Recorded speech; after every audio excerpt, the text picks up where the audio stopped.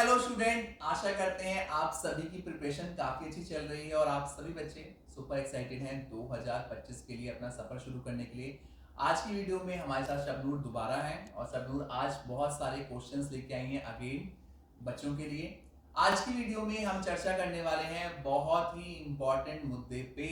आप एमबीए और पीजीडीएम का सपना तो देख ही चुके हैं, कॉलेज करने का सपना देख चुके हैं, कॉलेजेस आप प्लान कर चुके हैं, बट एक सबसे इंपॉर्टेंट मुद्दा होता है जब हम कॉलेज की बात करते हैं, वो होता है स्पेशलाइजेशन चुनने का। तो शबनूर लेके आई है बहुत सारे सवाल जिनका आज हम जवाब देंगे आज की वीडियो में, आज की चर्चा में, ताकि आपका 2025 का सफर बन पाए काफी आसान। बिना देरी के शुरू करते हैं आज की वीडियो और देते हैं आपके सवालों के जवाब। First of all thanks for inviting me again. मैं दोबारा आपके पास आऊंगी और हमेशा आपको परेशान करती रहूंगी। Always welcome. तो सर, जैसे कैट का एग्ज़ाम अब हो गया है, तो सबसे पहला क्वेश्चन तो मेरा ये है कि स्पेशलाइजेशन बच्चे कैसे चूज़ करें। लाइक क्योंकि कुछ सोचते हैं कि इंटरेस्ट के हिसाब से करना चाहिए, बट उनकी प्रोफाइल नहीं होती। कुछ जिनकी प्रोफाइल अच्छी होती है उनको ये नहीं समझ आ रहा होता कि उनका इंटरेस्ट बेसिकली क्या है।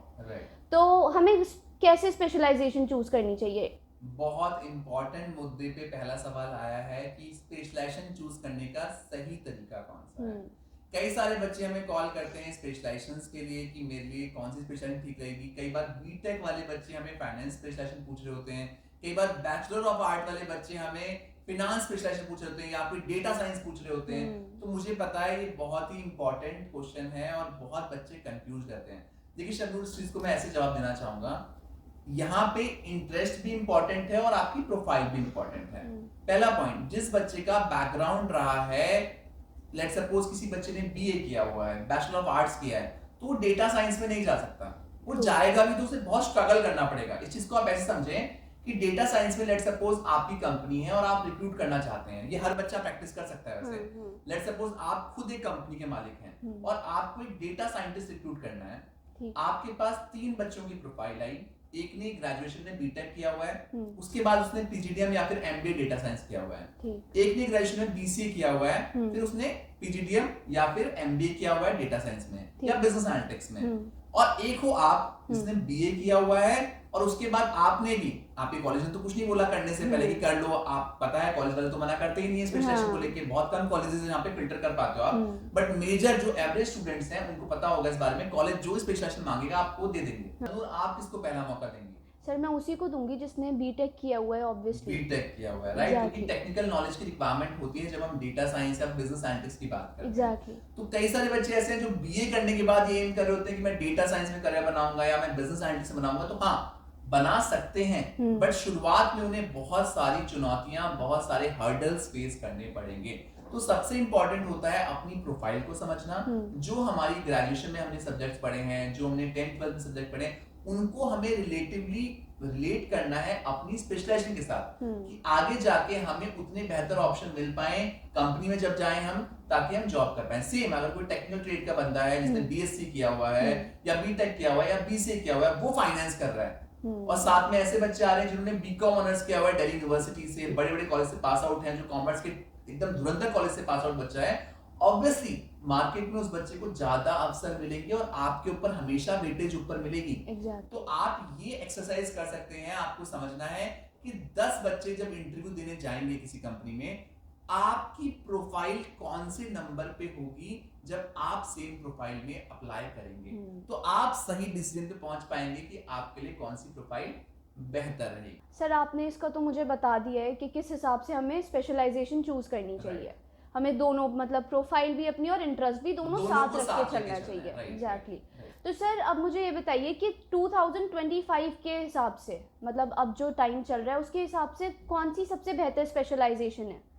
और क्योंकि और ये ध्यान में रखिएगा कि हम ज़्यादातर एवरेज स्टूडेंट्स ही हैं, तो उनके हिसाब से कौन सी स्पेशलाइजेशन सबसे ज़्यादा बेहतर है। तो शबनूर, हम इस पार्ट में बात करेंगे टॉप 5 स्पेशलाइजेशन के बारे में जो बच्चे ऑप्ट कर सकते हैं, राइट? तो आपने बिल्कुल सही बात की कि एवरेज बच्चा सबसे ज्यादा होता है मार्केट में, है ना? बहुत सारे बच्चे होंगे, 3 तरह का बच्चा होता है। एक बच्चा बहुत अच्छा है, एक बच्चा एवरेज है, एक बच्चा थोड़ा सा बेकार है, जिसको पॉलिश होने की थोड़ी ज्यादा जरूरत है। अगर आप एवरेज और नॉर्मल बच्चे को एक साथ रखेंगे जिसके लिए हम आज बात कर रहे हैं, तो सबसे अच्छी स्पेशलाइजेशन मार्केटिंग मानी जाती है। मेजर जितने भी कैंपस आपको इंडिया में देखेंगे, जो बड़े कैंपस हैं, वहां पे आपको सबसे अच्छी पैकेज मार्केटिंग के मिलते हैं। अब मार्केटिंग में बच्चे बहुत ज्यादा कंफ्यूज होते हैं कि मार्केटिंग स्पेशलाइजेशन क्या है, क्योंकि उससे सेल्स से रिलेट कर लेते हैं।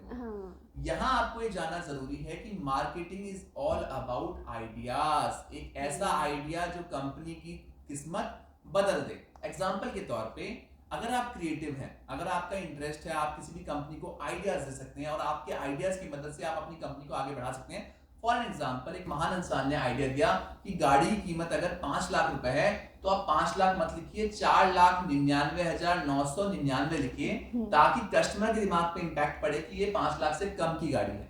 ऐसे आप स्टोर 99 पे जब जाते हैं तो 199, 299, 399, 499 का कंसेप्ट होता है।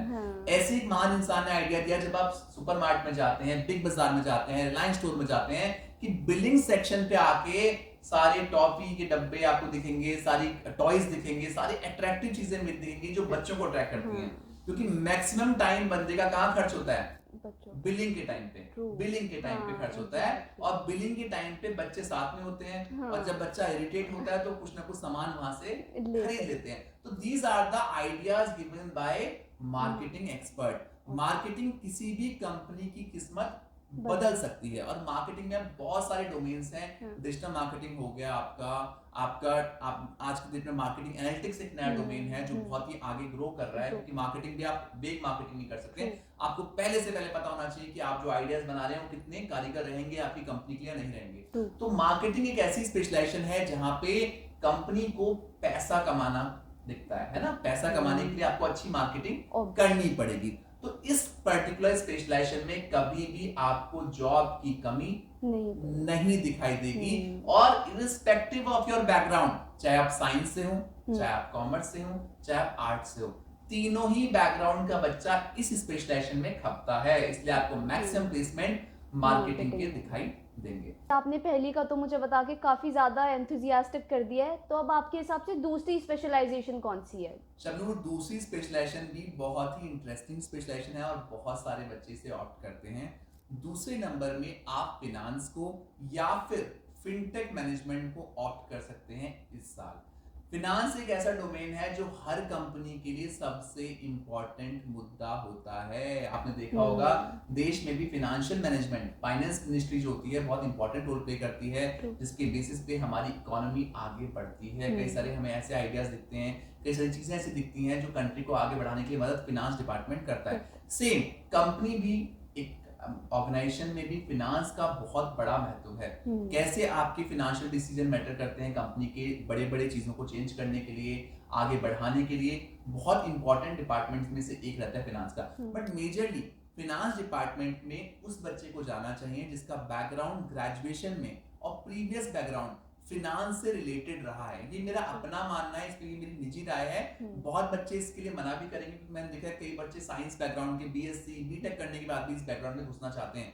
बट मेजर कंपनीज जो बच्चों को हायर करती हैं उनके पहले बैकग्राउंड को भी थोड़ी बहुत वेटेज देती हैं। इसीलिए इस बैकग्राउंड में, अगर आप इस पर्टिकुलर डोमेन में अगर आप घुसना चाहते हैं तो थोड़ा रिसर्च इसके ऊपर कर लें। अगर आपने प्रीवियस में कोई भी कॉमर्स की पढ़ाई नहीं करी है, फिनांस की पढ़ाई नहीं करी है, तो कुछ सर्टिफिकेशन जरूर कर लें अगर आप इस स्पेशलाइजेशन में आगे बढ़ना चाहते हैं तो। दूसरा मैंने फिनांस के साथ नाम लिया फिनटेक मैनेजमेंट का। आज की डेट में आप देख रहे हैं टेक्नोलॉजी का मर्जर हर स्पेशलाइजेशन से हो गया। चाहे आप मार्केटिंग टेक की बात करें, एचआर टेक की बात करें, हर चीज में आपको डिफरेंट सॉफ्टवेयर दिखने शुरू होंगे।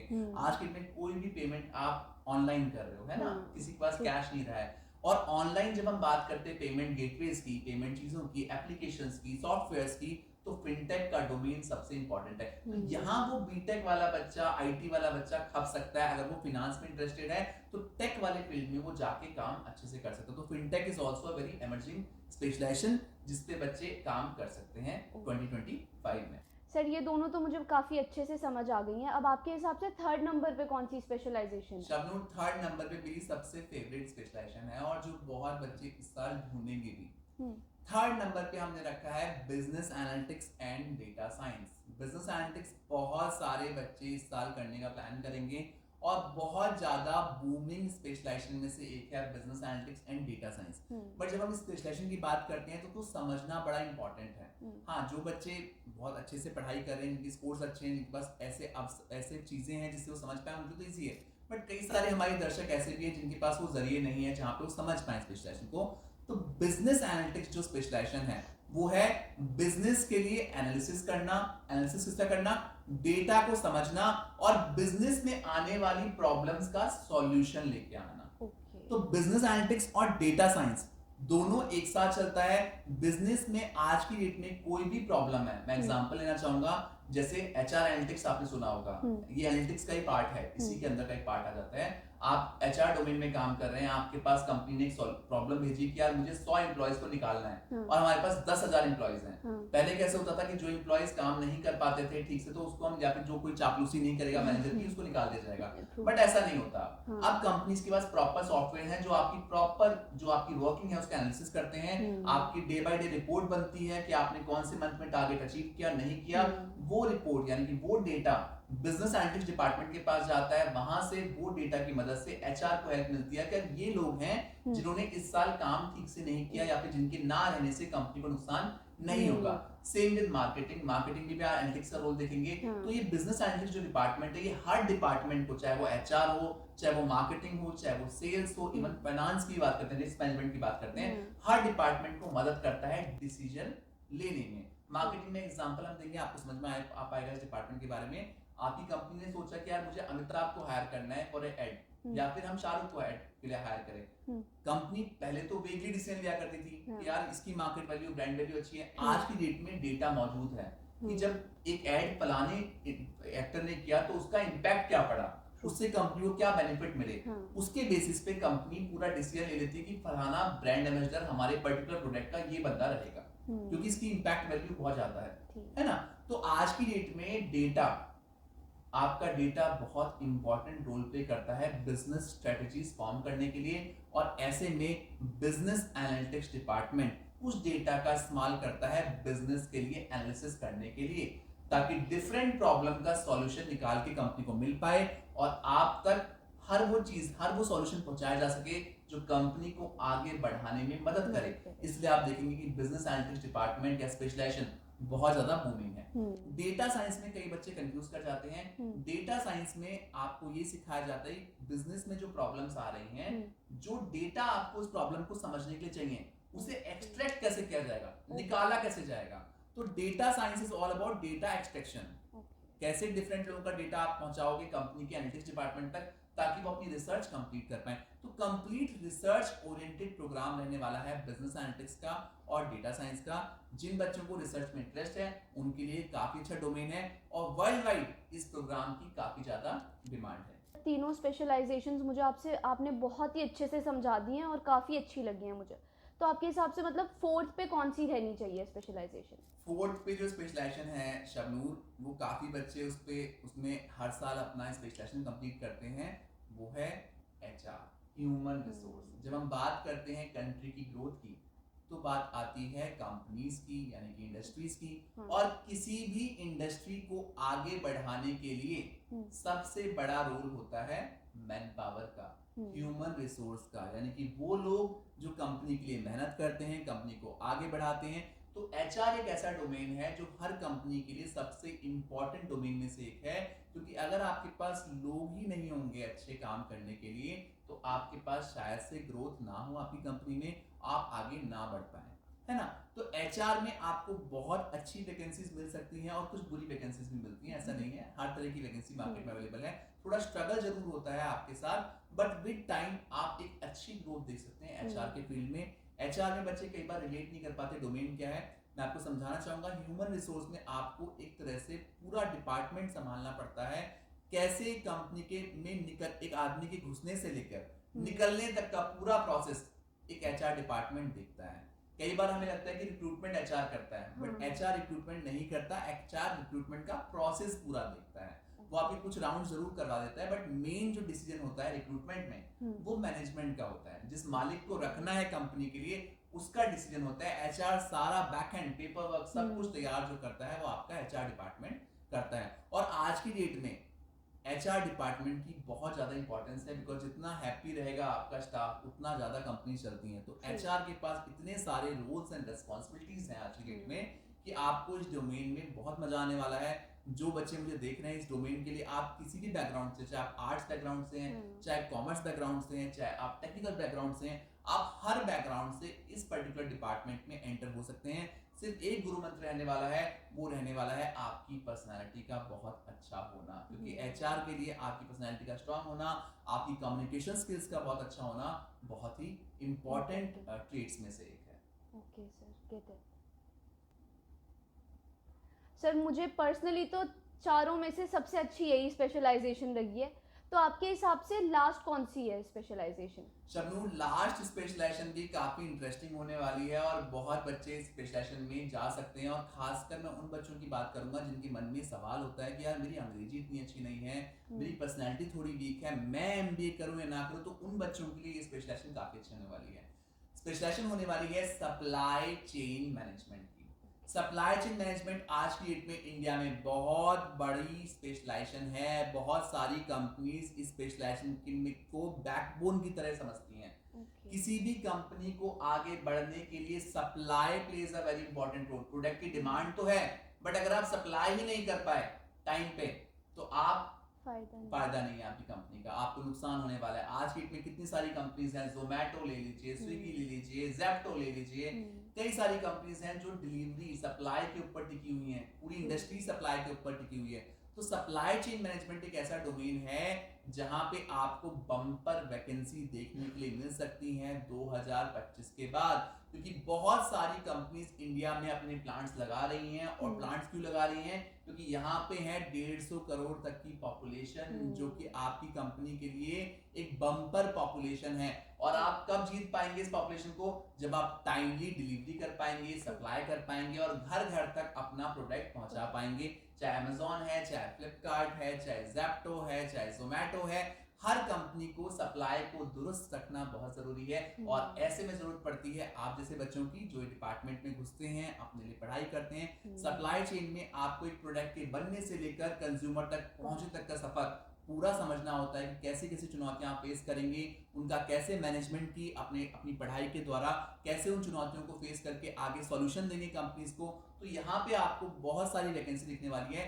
खास तौर से जो बच्चे मुझे देख रहे हैं जिनकी कॉम स्किल्स उतनी अच्छी नहीं है, जिनकी पर्सनैलिटी थोड़ी वीक है, उनको बताना चाहेंगे सप्लाई चेन इकलौती सी वैकेंसी है जहाँ पे आप इजीली एंटर कर सकते हो कि कंपनी को सप्लाई हर स्टेट में करनी है, हर सिटी में करनी है। लेट्स सपोज मैं एमपी से बिलोंग करता हूँ, मेरी पर्सनैलिटी उतनी अच्छी नहीं, मैं हिंदी में बात कर पाता हूँ, नॉर्मल बच्चा हूँ, तो मुझे पतंजलि का आटा एमपी में भी खाना है और पतंजलि को एमपी में भी सप्लाई चेन मैनेजर चाहिए। और सप्लाई चेन मैनेजर कैसा होगा? जो वहां से लोकल होगा, जो वहां के लोकल लोगों को समझ पाएगा, जो मेरे वर्कर्स में बात कर पाएगा, मेरी पूरी चेन जो पीछे की चेन होगी सप्लाई की उसको मैनेज कर पाएगा। सेम अगर कोई बच्चा मुझे बिहार से दिख रहा है तो मदर डेयरी को बिहार में भी सप्लाई चेन मैनेजर चाहिए, है ना, अमूल को सप्लाई चेन मैनेजर चाहिए। हर कंपनी को जो भी आपके आसपास सामान रखा हुआ है, जो भी इस कमरे में सामान मौजूद है, वो इस सप्लाई चेन के थ्रू यहाँ तक पहुंचा है। ऐसे ही आप भी चेक कर सकते हैं, जो हमें देख रहे हैं, जिस लैपटॉप को आप देख रहे हैं, जिस फोन को आप देख रहे हैं, या फिर जिस पंखे के नीचे आप बैठे हुए हैं, वो भी सप्लाई चेन के होते हुए आपके घर तक पहुंचा है। तो ये डोमेन ऐसा है जिसमें आपको बम्पर वैकेंसी देखने के लिए मिल सकती है। सर आपने मुझे स्पेशलाइजेशंस तो बहुत ही अच्छे से समझा दिए हैं। अब मुझे एक और बात पूछनी है आपसे, मतलब मुझे एडवाइस चाहिए आपकी प्लेसमेंट्स को लेके। मतलब प्लेसमेंट्स कैसी रहेंगी इन स्पेशलाइजेशंस में? तो शबनूर ने बहुत इंपॉर्टेंट क्वेश्चन पूछा है और बहुत सारे मेरे जो स्टूडेंट्स हैं वो क्वेश्चन पूछते ही रहते हैं मुझसे कि सर प्लेसमेंट कैसा रहेगा। हमें तो प्लेसमेंट बहुत ही अच्छा चाहिए और प्लेसमेंट हमारे लिए अच्छा होता है 10 लाख, 12 लाख, 20 लाख, 50 लाख का। तो मैक्सिमम बच्चे जो मुझे देख रहे हैं एवरेज प्रोफाइल के होते हैं, तो मैं उन्हीं को कैटर करूंगा। जिनकी प्रोफाइल बहुत स्ट्रांग है उनके लिए तो आईएम्स बने हुए हैं, टियर 1 कॉलेज बने हुए हैं, और मेजर चंक जो है हमारे पास एवरेज प्रोफाइल वाले बच्चों का है। देखिए बच्चों, प्लेसमेंट की जहां तक हम बात करें, इन सारे डोमेन्स में आपको प्लेसमेंट मिलेगा। प्लेसमेंट की कोई कमी इंडिया में नहीं है। इंडिया एक ग्रोइंग मार्केट है। मैं हमेशा कहता आया हूँ, बहुत सारी कंपनीज इंडिया में इन्वेस्ट कर रही हैं, मल्टीनेशनल कंपनीज यहाँ पे अपना बिजनेस लेके आ रही हैं। अगर जहां मैं रहता हूँ, नोएडा में मैं रहता हूँ, सैमसंग हो गया, एलजी हो गया, ओप्पो हो गया, वीवो हो गया, बहुत बड़ी बड़ी कंपनीज के प्लांट अब यहाँ पे आ चुके हैं हमारे एरिया में। है ना। तो बड़ी मल्टीनेशनल कंपनीज इंडिया में आ रही है और आपको कंपनी के हिसाब से अपने आप को तैयार करना है। अगर आप सही स्पेशलाइजेशन का चुनाव करते हैं, जो कि हमारा मुद्दा भी था आज का, अगर आप सही स्पेशलाइजेशन का चुनाव करते हैं तो आपको जॉब की दिक्कत बिल्कुल भी नहीं आने वाली। बट अगर आप अपना डोमेन गलत चूज कर लेते हैं, अगर आप उस डोमेन में एंटर करते हैं जहां पे आपके लिए आपसे बहुत ज्यादा कंपटीशन है और आप लाइन में सबसे आखिरी में खड़े हुए हैं, तो ऑब्वियसली आपको प्लेसमेंट मिलने में बहुत दिक्कत आएंगी। हम नेगेटिव तो नहीं बोलेंगे कि नहीं मिलेगा, दिक्कतें आएंगी काफी ज्यादा आपको। रही बात कितने का प्लेसमेंट मिलेगा, कैसा मिलेगा, ये डिपेंड करेगा आपकी 2 सालों की मेहनत के ऊपर। कैसा मेहनत आप करने वाले हैं, कैसा आप पढ़ने वाले हैं, कितना आप अपने आप को देने वाले हैं। क्योंकि ये आपकी अंतिम पढ़ाई है, क्योंकि ये आपकी लास्ट पढ़ाई है, तो मुझे पता है अभी तो आप बहुत सीरियस हैं कि मुझे अच्छा कॉलेज चाहिए, अच्छा कैंपस चाहिए, अच्छा पढ़ना है। बट 2 साल कितने सीरियस रहेंगे जो कैंपस के अंदर आप बिताएंगे, उस पर बहुत कुछ निर्भर करेगा आपके प्लेसमेंट के बारे में। प्लेसमेंट आपके पास अच्छे मिल सकते हैं और बुरे भी मिल सकते हैं, ये डिपेंड करता है आपकी मेहनत के ऊपर। अभी जो करंट ट्रेंड इंडिया में चल रहा है, मैं किसी भी स्पेशलाइजेशन की बात करूंगा, 5 से 6 लाख रुपए का एवरेज पैकेज आपको मिल सकता है आसानी से, अगर आप एक डिसेंट एवरेज कॉलेज से पढ़ाई करें जिसकी फीस 5-7 लाख रुपए है। अगर आप वहां से पढ़ाई करें तो आपको 5 से 6 लाख रुपए तक का पैकेज इजीली मिल सकता है। शुरुआत आपकी कम से जरूर होगी, बट वो शुरुआत है, आगाज अंतिम वो नहीं है आपका। तो उस हिसाब से आप अगर टाइम देंगे पर्टिकुलर प्रोफाइल पे, चीजों को समझेंगे, परफॉर्म करेंगे, और कहते हैं ना नंबर ऑफ इयर्स एक्सपीरियंस के बाद आपकी प्रोफाइल तो इंक्रीज होती है, तो आपको कभी भी पीछे मुड़ के देखना नहीं पड़ेगा। आज की वीडियो में हमारे साथ थी शबनूर, और शबनूर ने बहुत सारे सवाल पूछे बहुत ही इंपॉर्टेंट मुद्दे पे, जो कि था स्पेशलाइजेशन का मुद्दा, और हमने भी जवाब दिए सारे क्वेश्चंस पे। आशा करते हैं इन क्वेश्चंस की मदद से आपको 2025 में अपनी स्पेशलाइजेशन चूज करने में काफी मदद मिलने वाली है। फिर भी अगर आपका कोई डाउट रह गया है अभी भी, तो आप कमेंट सेक्शन में जरूर हमें अपना डाउट लिख के भेजिए, ताकि हम आपके लिए ऐसी ही वीडियो लेके आते रहें। आशा करते हैं 2025 काफी धमाकेदार रहने वाला है आप सभी बच्चों का, और आप अपने पसंदीदा कॉलेज में एडमिशन लेने में सफल रहने वाले हैं। Thank you so much for watching us. Best of luck.